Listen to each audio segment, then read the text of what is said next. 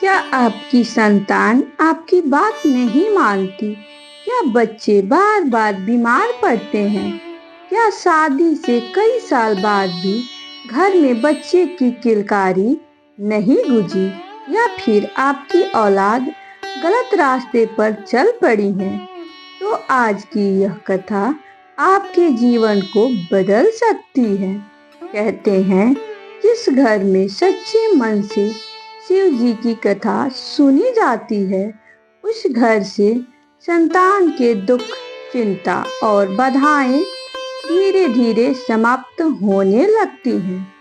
आज मैं आपको भगवान शिव जी की ऐसी चमत्कारी कथा सुनाने जा रही हूँ, जिसे सुनने मात्र से एक माँ की सूनी गोद भर गई, बिगड़ी हुई संतान सुधर गई और रोता हुआ परिवार फिर से हंसने लगा।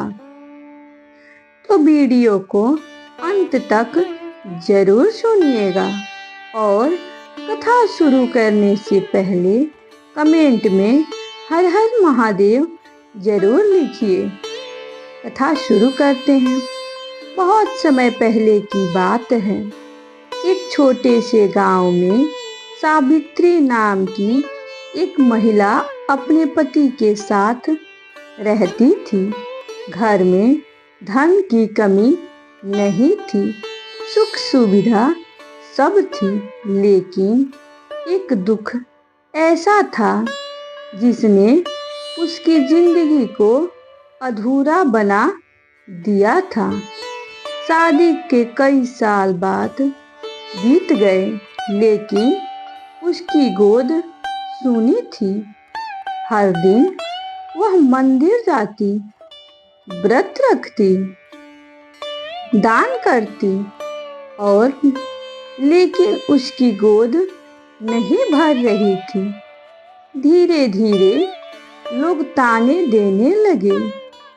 इतने साल हो गए, अभी तक बच्चा नहीं हुआ।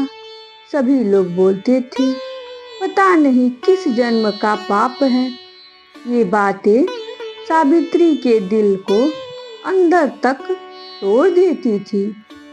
रात को वह चुपचाप रोती और भगवान शिव से कहती, हे भोलेनाथ, अगर मैंने कोई गलती की हो तो मुझे दंड दीजिए, लेकिन मुझे माँ बनने का सुख जरूर दीजिए।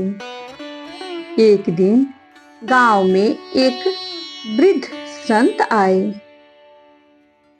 पूरा गांव उनके दर्शन करने पहुंचा। सावित्री भी उनके पास गई और रोते हुए अपनी पीड़ा सुनाई। संत ने उसकी आंखों में देखा और मुस्कुराए। बोले, बेटी, तेरे भाग्य में संतान सुख लिखा है, लेकिन तेरी परीक्षा चल रही है। सावित्री बोली, महाराज, मैं क्या करूं? संत बोले, हर सोमवार शिव जी की कथा सुनो, सच्चे मन से ओम नमः शिवाय का जाप करो और किसी भूखे को भोजन जरूर कराओ। भोलेनाथ बहुत दयालु हैं, वह खाली झोली कभी वापस नहीं भेजते। सावित्री ने उसी दिन से यह नियम शुरू कर दिए। हर सोमवार वह स्नान करके शिव मंदिर जाती, दीपक जलाती, बेलपत्र चढ़ाती और पूरे मन से शिव कथा सुनती। धीरे धीरे उसके मन का डर खत्म होने लगा। अब वह रोती नहीं थी, उसे विश्वास हो गया था कि भोलेनाथ जरूर कृपा करेंगे। एक दिन कथा सुनते सुनते उसकी आंखों से आंसू बहने लगे और उसी रात उसने सपना देखा। भगवान शिव जी स्वयं उसके सामने खड़े हैं। जटाओं से गंगा बह रही है, माथे पर चंद्रमा, गले में सर्प। भोलेनाथ बोले, बेटी, तेरी भक्ति से मैं प्रसन्न हूँ। बहुत जल्द तेरे घर खुशियाँ आने वाली हैं। सावित्री की आँख खुली। उसका शरीर कांप रहा था, लेकिन मन में एक अद्भुत शांति थी। कुछ महीनों बाद वह शुभ समाचार मिला, जिसका उसे वर्षों से इंतजार था। वह माँ बनने वाली थी। पूरा घर खुशियों से भर गया। सावित्री हर दिन शिव जी का धन्यवाद करती। समय बीता और उसने एक सुंदर पुत्र को जन्म दिया।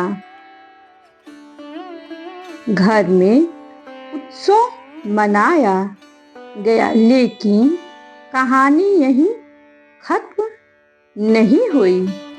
जब बच्चा बड़ा होने लगा तो उसका स्वभाव बदलने लगा। वह गुस्सैल हो गया, गलत संगत में पड़ गया, माँ बाप की बात नहीं मानता था। सावित्री फिर दुखी रहने लगी। वह सोचती, हे भोलेनाथ, इतनी प्रार्थना के बाद आपने मुझे संतान दी, लेकिन अब यह गलत रास्ते पर क्यों जा रहा है। एक रात सावित्री बहुत रोई। वह शिवलिंग के पास सामने बैठकर बोली, हे महादेव, अगर मेरी भक्ति सच्ची है तो मेरी औलाद को सही रास्ता आप दिखाइए। उस दिन उसने पूरी रात शिव कथा सुनी। सुबह होते ही उसका बेटा अचानक घर आया।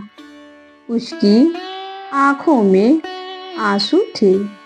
वह माँ के चरणों में गिर पड़ा और बोला, माँ, मुझे माफ कर दो।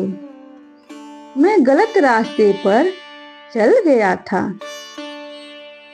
कल रात मैंने सपने में भगवान शिव जी को देखा। उन्होंने कहा, जिस माँ ने तेरे लिए इतने आंसू बहाए हैं, उसे और दुख मत दे। सावित्री की आंखों से खुशी के आंसू बहने लगे। उसने तुरंत शिव जी का धन्यवाद किया। भक्तों, इस कथा से हमें बहुत बड़ी सीख मिलती है कि भगवान शिव जी अपने भक्तों की पुकार जरूर सुनते हैं। कभी कभी देर जरूर होती है, लेकिन भोलेनाथ के घर अंधेर नहीं होता। अगर आपकी संतान बीमार रहती है गलत संगत में है, आपकी बात नहीं मानती, या संतान सुख नहीं मिल रहा, तो सच्चे मन से शिव जी की कथा सुनिए। ओम नमः शिवाय का जाप कीजिए। भोलेनाथ जरूर कृपा करेंगे। अब सभी भक्त आंखें बंद करें और सच्चे मन से यह मंत्र बोले।